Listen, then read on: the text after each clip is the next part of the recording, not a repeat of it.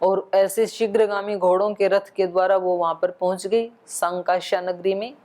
तो सांकाश्या ते समागम्य, वहां पहुंचकर उन्होंने कुशध्वजम ददृशुः, उन्होंने कुशध्वज को देखा, उनके दर्शन किए कुशध्वज के। और यथावृत्तम जनकस्य यथावृत्तम चिंतितम च न्यवेदयन, और जैसा राजा जनक ने उनको बताया था सारा वृत्तांत, और जो राजा जनक का चिंतितम जो विचार था वो सब उन्होंने उनको न्यवेदयन निवेदित कर दिया। तद्वृत्तं नृपतिः श्रुत्वा दूतश्रेष्ठैः महाजवैः आज्ञया तो नरेन्द्रस्य आजगाम कुशध्वजः। तो नृपतिः कुशध्वजः तद्वृत्तं श्रुत्वा, राजा कुशध्वज उस वृत्तांत को सुनकर के, उस समाचार को सुनकर के, जो श्रेष्ठई महाजवैहि दत्तम, जो इन श्रेष्ठ और महान वेगवान दूतों के द्वारा दिया गया था, वो सुनकर के नरेंद्रस्य आज्ञया, राजा जनक की आज्ञा से आजगाम कुशध्वजः, राजा कुशध्वज उनके साथ ही आ गए। अपने भाई की आज्ञा मिलते ही और सारे वृत्तांत को सुनते ही, सीता माता के विवाह के समाचार को सुनते ही श्री राम के साथ तुरंत आ गई वो। सददर्श महात्मानं जनकं धर्मवत्सलं सौभिवाद्य शतानंदम जनकं चाति धार्मिकम। स महात्मानं जनकम धर्मवत्सलम ददर्श, और यहाँ आकर के मिथिला नगरी में पहुंच करके उन्होंने धर्मवत्सलम जनकम महात्मानं ददर्श, धर्मवत्सल महात्मा जनक को उन्होंने देखा, उनका दर्शन किया। तो यहाँ जनक का एक नया विशेषण क्या आया, धर्मवत्सलम। धर्म को कैसे प्रेम करते हैं, जैसे कोई अपने बाल बच्चों को प्रेम करते हैं। तो कितनी प्रीति होती है ना, अपने बच्चों को तो व्यक्ति अपना स्वरूप ही समझता है, वो कितनी भी गलतियां करें तो भी उनको क्षमा करके उनसे प्रीति ही करते हैं, माने कभी भी अप्रीति नहीं होती है। तो ऐसे ही इनके धर्म में कभी भी अप्रीति नहीं होती है, हमेशा धर्म में वत्सलता ही बनी रहती है। व्यक्ति के ऊपर जब संकट आता है तो धर्म को छोड़ देता है व्यक्ति। जब उसको लगता है कि यहाँ कोई पैसे का लॉस होगा, यहाँ कोई डुप्लीकेट जो इज्जत है उसका लॉस होगा, तो झूठ बोल देता है, फिर धर्म को छोड़ देता है। वो हिंसा का सहारा ले लेता है, असत्य का ले लेता है, अधर्म का सहारा ले लेता है व्यक्ति, चोरी का सहारा ले लेता है। तो उसको इससे, उस घटना से और उस परिस्थिति से ये पता लग जाता है कि अभी इस आत्मा की आसक्ति अनित्य वस्तुओं में, अनित्य साधनों में है, छुटी नहीं है, इसीलिए तो कर रहा है। और धर्म में उसकी अभी पूर्ण निष्ठा नहीं है। अगर उसको ये विश्वास होता कि बाकी की चीजें छूटें तो कोई बात नहीं, दंड मिले तो कोई बात नहीं, लेकिन धर्म को नहीं छोड़ना, ऐसा यदि वो व्यक्ति सोचता तो फिर उस व्यक्ति को क्या कहा जाता, धर्मवत्सलम। राजा जनक ऐसे ही हैं। नगरी में आग लगे तो लग जाए, कोई बात नहीं, बेशक जल जाए, लेकिन धैर्य ना टूटे, धैर्य बना ही रहे। ये बहुत बड़ी बात होती है। विचार करते समय, सुनते समय, बोलते समय अच्छा लगता है, लेकिन जब प्रैक्टिकल करना होता है तब पंजे कहीं टिकते नहीं है, जमीन पे उखड़ जाते हैं फिर। तो धर्म में वत्सलता होना बड़ी बात होती है। लेकिन राजा जनक ऐसे हैं, तो उन्होंने अपने महात्मानम जनकम धर्मवत्सलम ददर्श, अपने बड़े भाई महात्मा जनक को जो धर्मवत्सल हैं उनके दर्शन किए। सो अभिवाद्य शतानंदम जनकम च अति धार्मिकम, और जब यहाँ आए तो उन्होंने शतानंद जी को प्रणाम किया, अभिवादन किया, और अपने अति धार्मिक, ये देखो दोनों के लिए एक ही संबोधन है।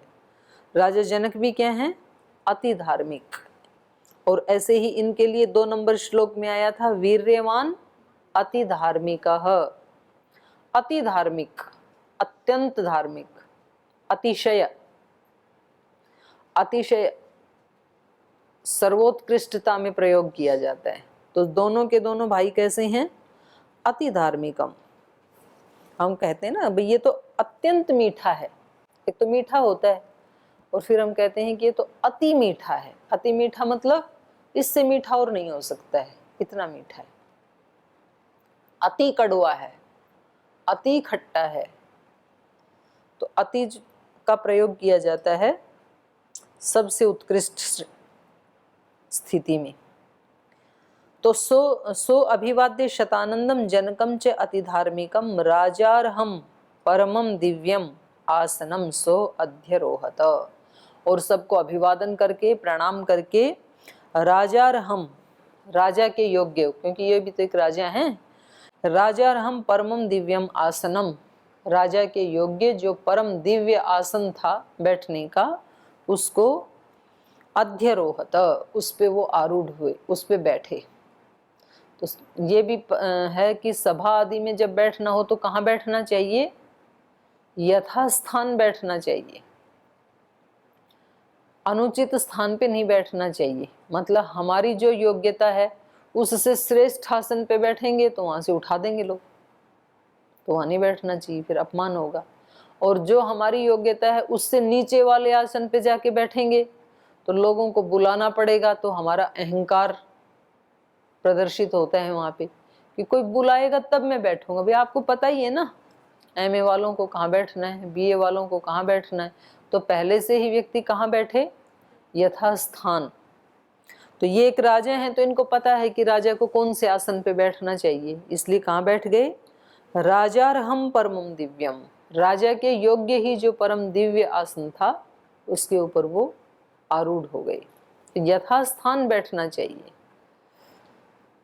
मतलब बहुत ज्यादा, अच्छा उस ऐसे व्यक्ति को यदि कोई ना बुलाए ना, बैठ तो गया पीछे और फिर कोई बुला ही नहीं, तो फिर बाद में नाराज होता है।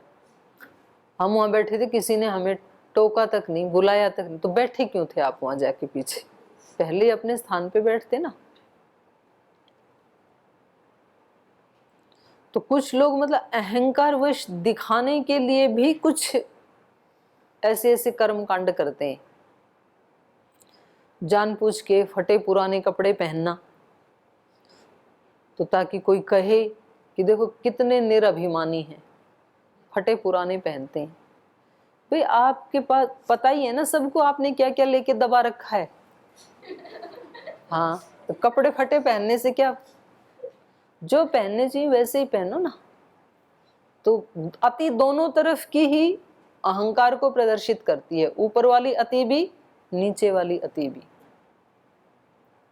तो इसलिए इन्होंने, महर्षि दयानंद ने भी इस शब्द का प्रयोग किया है। व्यवहार कैसा करना चाहिए? यथा योग्य, यथा योग्य करना चाहिए, क्योंकि यही सृष्टि का नियम है। सृष्टि में भी यथा योग्य व्यवहार ही होता है। भगवान भी यथा योग्य ही करते हैं, तो सृष्टि को देख देख के कर लो। माता पिता भी यथा योग्य ही करते हैं। कोई एक साधु किसी के घर में गए, बड़ा उन्होंने गीता पढ़ रखी थी, सब जगह समता होनी चाहिए, सब जगह समता होनी चाहिए, समानता। कुछ ऐसे राजनीतिक दल भी हैं कि हम सारे समाज में समता लाएंगे। एक आध बार ऐसे किया भी कि ये जो धनवान लोग हैं इन्होंने गरीबों का लूट लूट के अपने भर रखे हैं खजाने, इसलिए इनसे छीना जाए, गरीबों में बांटा जाए, ये भेदभाव मिटना चाहिए। बड़े आंदोलन चले, तो उनसे छीन लिया, जो धनवान लोग थे उनमें बांट दिया। 3-4 महीने के बाद जो धनवान थे वो पुनः धनवान हो गए, ये फिर वैसे ही रह गए, जितना था उतना तो खा लिया, उसके बाद पुरुषार्थ किया नहीं। तो जो व्यक्ति पुरुषार्थ नहीं कर रहा है उसके पास, और जो अति पुरुषार्थ कर रहा है उसके पास, दोनों के पास चीजें समान क्यों रहें? ये तो न्याय नहीं है, अन्याय है ये तो। एक व्यक्ति पूरी मेहनत करके, पुरुषार्थ करके अपनी पढ़ाई करता है और एक व्यक्ति एक अक्षर भी नहीं पढ़ता है, तो दोनों के मार्क्स एक जैसे क्यों आई? और यदि आए तो ये तो अन्याय नहीं है क्या? भाई जिसने जितनी पढ़ाई की उसको उतने ही मार्क्स मिलने चाहिए ना, यही तो न्याय है। और आप कितनी भी उनको समानता के मार्क्स दे दो, कितना भी समान करने की कोशिश करो, थोड़ी देर के बाद फिर फासला हो जाएगा, क्योंकि दोनों का पुरुषार्थ अलग है, दोनों का संकल्प अलग है, दोनों की अभीप्सा अलग है, दोनों का लक्ष्य अलग है।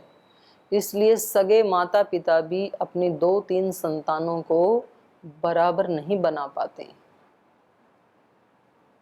चाहते तो यही है कि सब बच्चे हमारे महान बने, सब नहीं बन पाते, क्योंकि जिसकी अभीप्सा है और जो पुरुषार्थ कर रहा है वो आगे निकल जाएगा, जिसकी अभीप्सा ही नहीं है वो नहीं निकल पाएगा, कितना भी माँ बाप चाहें चाहिए। तो ऐसे एक महात्मा किसी घर में चले गए, तो उन्होंने गीता का सुन रखा था, समानता का उपदेश। तो उसकी माताजी ने खाना बनाया, एक बेटा उसका खेत में हल चलाने के लिए गया था, तो उसके लिए उन्होंने घी, शक्कर, बूरा, लड्डू, मिठाई सब उसमें डाल के उसको दे दिया। एक बेटा उसका ऑफिस में काम करता था, लेकिन उसको उस दिन ज्वर आया हुआ था, तो उसको उन्होंने गिलोय का काढ़ा बना के पिलाया।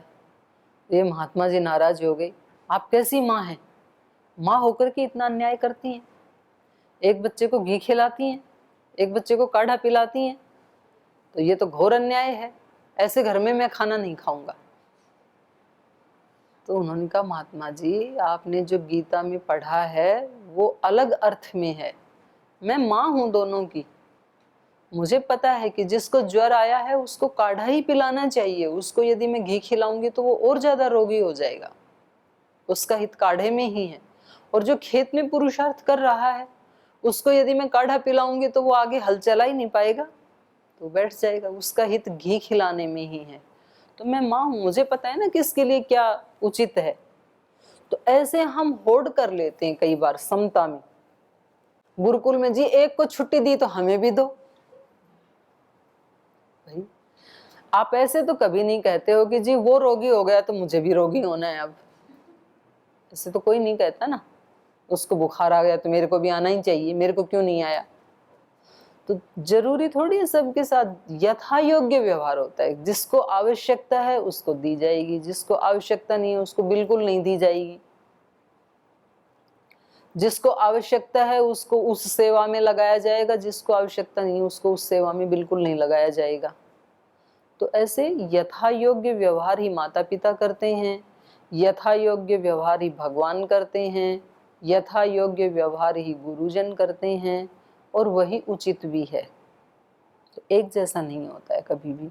तो कई बार हम कुछ चीजें पढ़ करके और फिर अति में चले जाते हैं, तो अति सर्वत्र वर्जित, अति त्यागने योग्य होती है। तो इस प्रकार से इन्होंने जैसी इनकी योग्यता थी वैसे आसन को इन्होंने ग्रहण किया, उस पे बैठ गई। उपविष्टावुभौ तौ तु भ्रातरावमितद्युति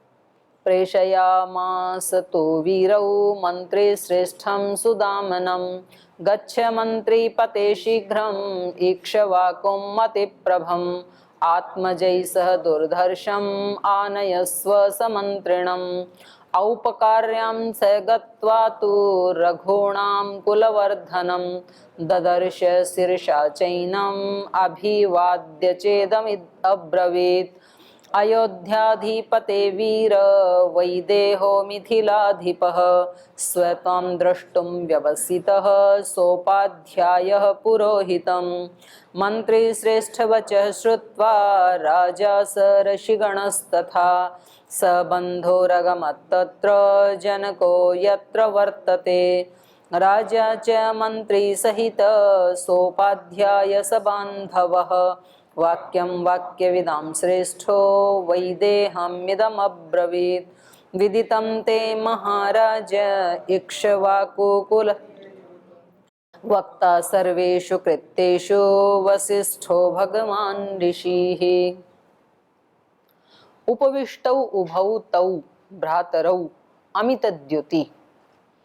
तो कह रहे हैं इस प्रकार से राजा तो पहले ही अपने सिंहासन पे बैठे थे, राजा जनक, और ये भी अपने यथा योग्य आसन पे जहाँ राजा को बैठना चाहिए वहाँ बैठ गए। तो इस प्रकार से उभौ तौ उपविष्टौ, दोनों भाइयों के वहाँ बैठने पर, भ्रातरौ भाइयों के, और जो कैसे हैं, अमित द्युति, उनकी तेजस्विता, उनकी द्युति, कीर्ति कैसी है? अमित है, जिसको मापा नहीं जा सकता। अमित तेजस्वी हैं दोनों। प्रेषयामास तु वीरौ मंत्री श्रेष्ठम सुदामनम। तो उन्होंने, दोनों भाइयों ने सुदामन को भेजा। मंत्री श्रेष्ठम, श्रेष्ठ मंत्री जो हैं सुदामन, उनको उन्होंने भेजा। गच्छ मंत्री पते शीघ्रम इक्ष्वाकुम अमित प्रभम।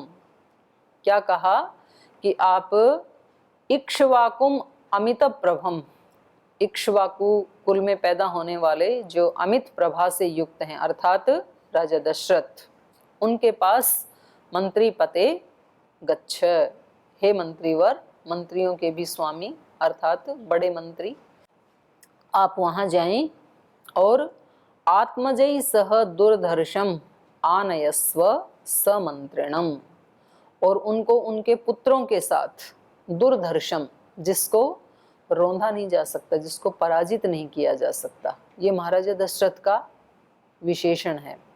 महाराजा दशरथ कैसे हैं? दुर्धर्षम, कभी जिसको किसी ने पराजित नहीं किया, उसी आत्मा को दशरथ कहते हैं। और जो सबसे विजयी हुआ वो व्यक्ति अपने घर में पराजित हो गया। तो इसलिए व्यक्ति बाहर के शत्रुओं से ज्यादा नहीं टूटता है, वहां तो उसकी शक्ति बढ़ती है बाहर के शत्रुओं से टक्कर लेने में। तो व्यक्ति टूटता कहाँ है? अपने ही घर के जो शत्रु होते हैं वहां, यदि अपने घर वाले शत्रु हो जाएं, वो व्यक्ति कभी विजयी नहीं हो सकता है।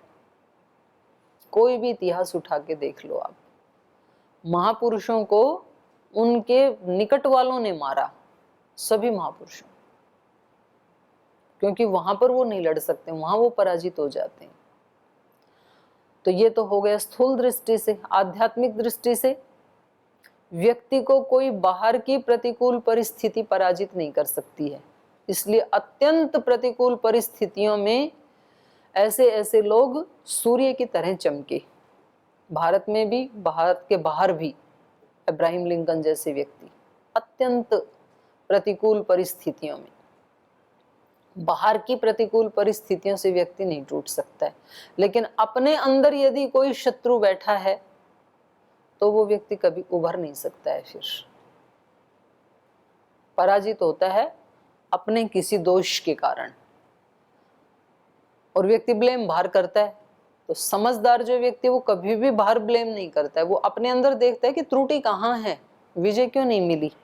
कहीं ना कहीं काम, क्रोध, लोभ, मोह, प्रतिशोध, ईर्ष्या, द्वेष, घृणा, आलस्य, प्रमाद, कहीं ना कहीं कोई ना कोई छिपा हुआ मिलेगा आपको।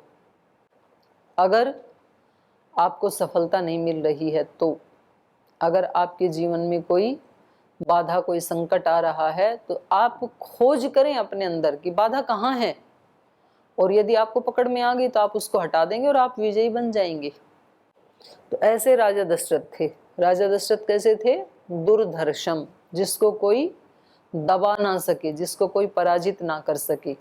दशों इंद्रियां रथ का काम करती हैं जिसकी, उसको कहते हैं दशरथ। 10 रथ हैं जिसके पास। 10 रथ तो सभी के पास हैं, 10 इंद्रियां सभी को दी ना भगवान ने, गति सब नहीं कर पाते उस रथ, उन रथों से रथ का काम नहीं होता है जीवन में, गति होती ही नहीं है। 10 साल पहले भी जीवन वही था, 10 साल के बाद भी वही है, 100 साल के बाद भी वही है। जैसे संसार में आए थे वैसे विदा हो रहे हैं, और कभी कभी तो उससे भी ज्यादा पाप दोषों की पोटली बांध के जाते हैं यहाँ से। तो गति नहीं हुई फिर, या तो फिर उल्टी गति हुई। 10 रथ से तो सीधी गति होनी चाहिए। तो जिस आत्मा के 10 इंद्रियां रथ का काम करती हैं, अपने लक्ष्य की तरफ ले जाने का काम करती हैं। रथ का काम होता है व्यक्ति को लक्ष्य पर पहुंचाना। वो जिसका सिद्ध हो रहा है वो हर आत्मा क्या है? दशरथ। तो इसलिए यहाँ पर इनके लिए कहा दुर्धर्षम इक्ष्वाकुम अमित प्रभम शीघ्रम समंत्रिणम मंत्रीपते आत्मजय सह आनयस्व, उनको ले आओ। राजा दशरथ के इतने विशेषण हैं। हे मंत्रीवर गच्छ, आप जाएं, और इक्ष्वाकुम, इक्ष्वाकु कुल में पैदा होने वाले, इनका कुल जो है वो इक्ष्वाकु से शुरू हुआ। इक्ष्वाकु नाम के एक व्यक्ति, एक राजा हुए, उससे फिर इनका ये कुल वंश परंपरा चली श्री राम की। तो इसलिए कहा इक्ष्वाकुम अमित प्रभम, जिनका अमित तेज है, अमित प्रभा है जिनकी, ऐसे राजा दशरथ को, दुर्धर्षम, जिनको कभी पराजित नहीं किया जा सकता। तो देखो संबोधन भी व्यक्ति को ना, उसमें कंजूसी नहीं करनी चाहिए। कोई माँ अपने बच्चे का निर्माण करती है तो ऐसे ही तो करती है।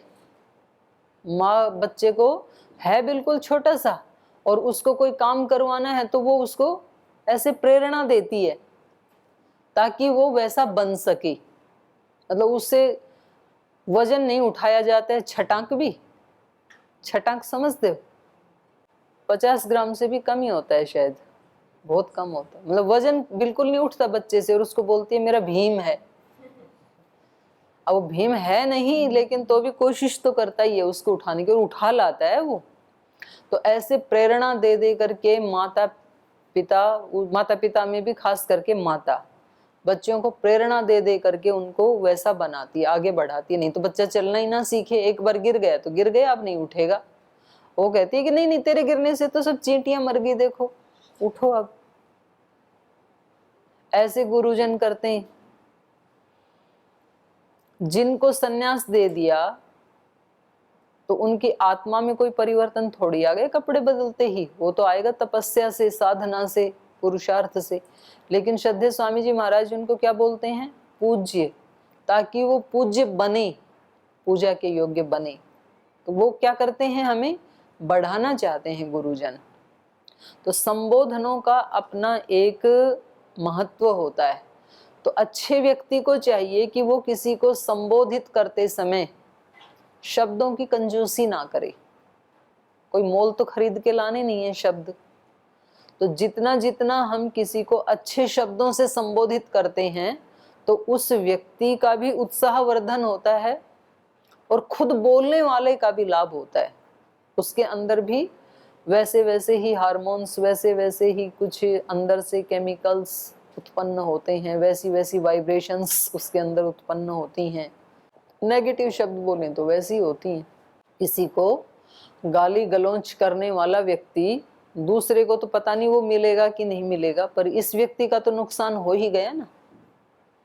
तो इनसे हम क्या सीख सकते हैं? इन लोगों से बोलना भी सीख सकते हैं। रामायण में एक दूसरे के लिए, यद्यपि महाराजा दशरथ यहाँ है नहीं, लेकिन पीछे से भी उनको कैसे बुला रहे हैं? सम्मानजनक, ऊंचे से ऊंचे विशेषण लगा करके। तो जब किसी को बुलाना हो, जब व्यक्ति सामने होता है तब तो हम फिर भी विशेषण लगा देते हैं, मंच पे बोलते हैं और वो व्यक्ति मंच पे बैठा है। पर जब कोई व्यक्ति मंच पे नहीं है और उसको बुलाना है तब तो हम केवल उसका नाम लेते हैं, भाई उस व्यक्ति को बुला लाओ। तो इससे एक शक्ति उत्पन्न होती है और उसके पीछे कई सारे विशेषण लगाएं तो 3 लोगों का लाभ होगा। एक तो सुनने वाले का, जो दूत जा रहा है उसका भी लाभ होगा, एक बोलने वाले का होगा, और एक जिसके लिए कहे जा रहे हैं उसका भी लाभ होगा। तो व्यवहार ज्यादा सिखाती है रामायण। तो इन्होंने देखो उनके लिए, राजा दशरथ के लिए इतने सारे विशेषण लगाए। हे मंत्रीवर, इनको भी, मंत्री को भी क्या करें? मंत्री पते, मंत्री प्रवर। जैसे कोई आचार्य बन गया और हम उसको बोलते हैं हाँ जी आचार्य जी, या हम बोले हाँ जी आचार्य प्रवर, या फिर उसका नाम लें, तो तीनों संबोधनों में एक अलग अनुभूति उस व्यक्ति को होती है। तो अपने मंत्री को कह रहे हैं मंत्री पते शीघ्रम गच्छ, जल्दी जाएं, इक्ष्वाकुम अमित प्रभम आत्मजय सह, जो उनके पुत्र हैं उनके साथ, समंत्रिणम, मंत्रियों सहित, दुर्धर्षम आनयस्व, उस दुर्जय राजा को, नरेश को यहाँ बुला लाएं। तो आज समय हो गया, आज यहीं विराम लेते हैं, शेष चर्चा कल करेंगे।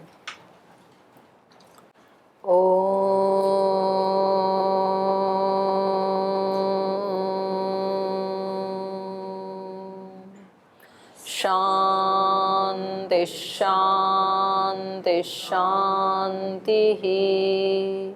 श्री गुरुभ्यो नमः। हे हृदयेश्वर, हे सर्वेश्वर, हे प्राणेश्वर,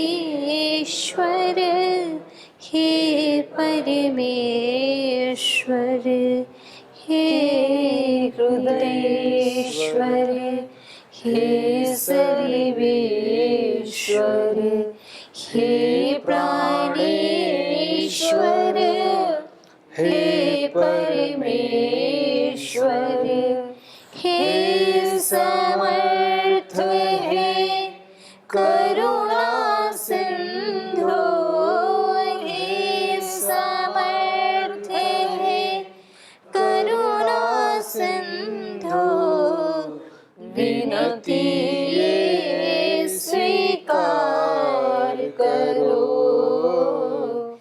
विनती ये स्वीकार करो। भूल दिखा कर उसे मिटा कर, भूल दिखा कर उसे मिटा कर, अपना प्रेम प्रदान करो, अपना प्रेम प्रदान करो। पीर हरो हरि, पीर हरो, पीर हरो हरि, पीर हरो, पीर हरो हरि, पीर हरो,